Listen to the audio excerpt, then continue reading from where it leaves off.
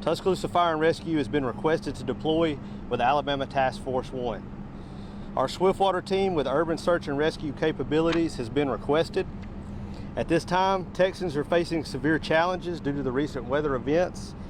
This morning, the check was around 170 people still missing.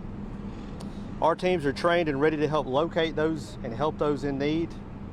The City of Tuscaloosa invests millions into the resources, personnel, training, equipment, manpower that we have today so that we can respond to a situation like this when asked upon. Today, with full support of the Mayor, the City Council, we are able to send highly trained personnel and equipment in a time of need.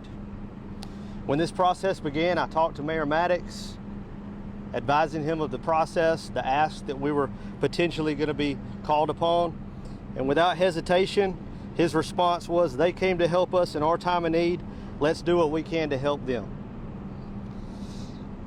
The City of Tuscaloosa is blessed and honored to be given this opportunity to help the Texas community on their worst day, and we hope that this is a step to a certainly challenging time to help them a little bit in the recovery. The City of Tuscaloosa will be sending 4 response vehicles, 2 Swiftwater boats, 2 side-by-side UTVs, and 14 urban search and rescue personnel trained in Swiftwater. Our units plan to meet up with Alabama Task Force 1 out of Mobile along the route to Kerr County, Texas. At this time, we welcome the support of the community and especially the prayers as these guys leave their families to help others. Chief, you still expect them to be gone for 14 days? There is the mission orders that we just received are actually a 15-day plan that started today. So the plan is for them to actually be back here within 15 days unless another mission comes up. Part of the press release says operational needs. Does that mean that they can stay longer depending on what happens? That's a planning decision, and that's going to be the authorities in Texas are going to establish that planning decision, and so that's continually reevaluated day after day of what those needs are. Is there a number amount about how much has went into these resources? The plan that was put together monetarily was around $700,000 is what we're looking at, and that would just be covering overtime, the resources, the equipment, some of those things to get these guys out of town. I know today was the end of that, was going to be the end of that 72-hour hold. Tell me just what it means to get to it. Well, I think it's a big thing for all these guys that stand behind me right here.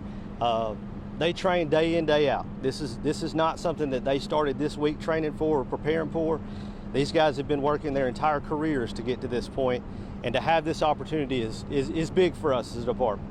And this tragedy has touched people all across the country, even here in our state. We have some folks in Alabama still missing and who lost a life in Mountain Brook. Just tell me what it means for these guys to get to be a part of that to help. Well, and you know, I think we discussed the local people that are missing, but this is one thing that hits home to a lot of guys that were involved in the tornadoes that have come through here, and so it is a personal thing for us. This is a lot of these guys have actually seen other people come into our town to help, and so it's an exciting time. It's one of those things that these guys, it's a calling that they've had their whole career to get an opportunity like this. Is this these guys' first time being able to deploy out of Alabama to help with the natural disaster? It is not. There's been some times before. This is the biggest operation to date within the past few years. How did the selection process go? Did they volunteer, or was this based on ranking, or how did that go? This is one of those things that over their career they have done training, been at different things, and they've prepared for this. So this is not just, hey, who can go? These guys are trained. They've gone through multiple different classes, deployment drills, weekly training on some of this equipment to prepare them for this. So these are guys that are highly trained, and we wouldn't be sending them out of town if we didn't believe in them. Is Tuscaloosa prepared to send more if needed? Yes, that's an ongoing conversation with the mayor. Like I discussed earlier, he was more than willing to help out where we're needed, and so we have got the backing of the mayor and the city council 100% at this time, and I've made sure and told him the appreciation we have for that. You said on Tuesday this week there was a high probability that this guy would get the call. You got the call today. At what time? And how did it go down? This has been going on since this morning. You get a lot of phone calls from the different layers that are within the state, whether it's the county EMA, the state EMA, and a lot of those layers kind of, you hear those conversations, emails, texts, things like that go on. The official word came around lunchtime. We actually got the documents with the numbers that we needed to get out of state. And so that's what's required before we're able to go wheels up and get out of here. They were already packed up. We have had, since we were on alert, day one, we have had things packed up.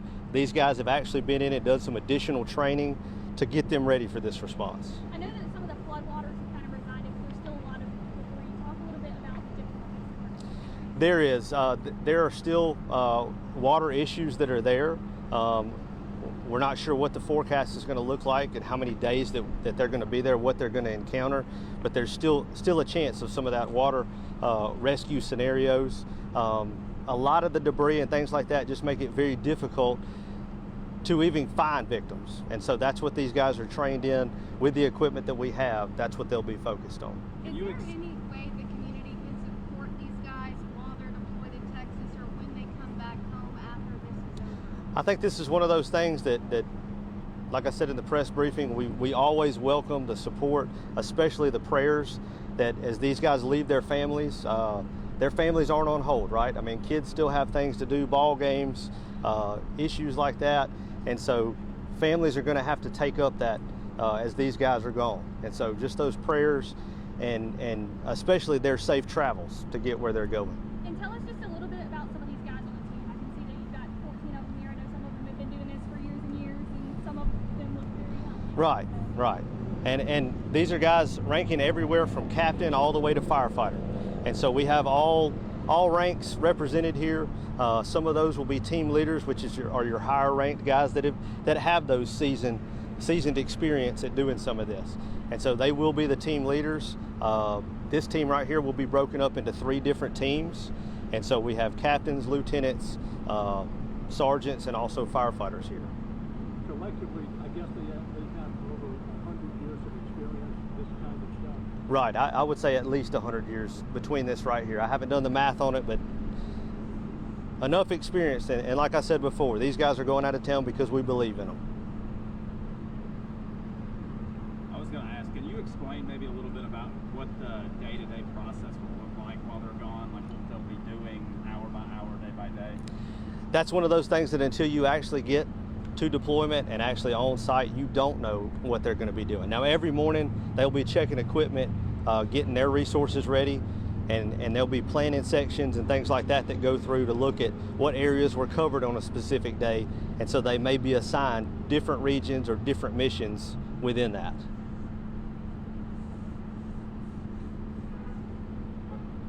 Anybody else?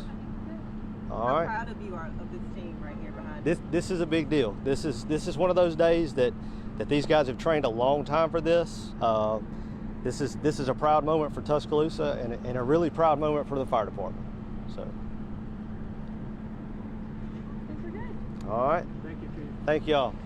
We're gonna have a team meeting inside.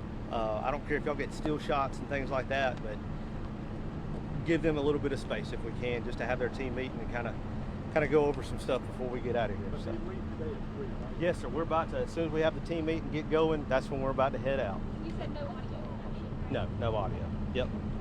Thank y'all.